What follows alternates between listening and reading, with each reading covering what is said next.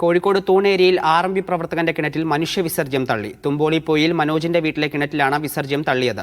മനോജ് തെരഞ്ഞെടുപ്പ് സമയത്ത് UDFന് വേണ്ടി പ്രവർത്തിച്ചിരുന്നു. ഇതിന്റെ വൈരാഗ്യത്തിലാകണമെന്നാണ് നിഗമനം. മനോജ് നാദാപുരം പോലീസിൽ പരാതി നൽകി.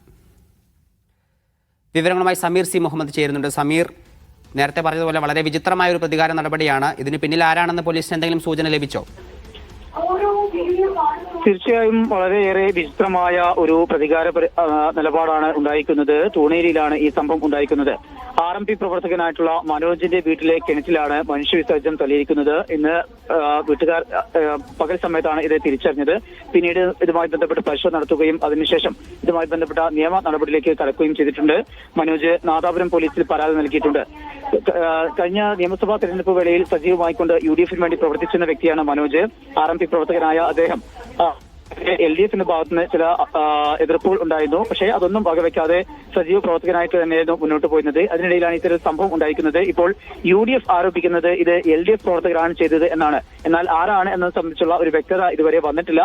ഇതുമായി ബന്ധപ്പെട്ട് പോലീസ് അന്വേഷണം ആരംഭിച്ചിട്ടുണ്ട്. പ്രദേശത്തെ CCTV ദൃശ്യങ്ങൾ കേന്ദ്രീകരിച്ചുകൊണ്ടാണ് നാദാപുരം പോലീസിന്റെ അന്വേഷണം തുടരുന്നത്. ശരി, സമീർ സി മുഹമ്മദാണ് വാർത്തയുടെ വിശദാംശങ്ങൾ നൽകിയത്.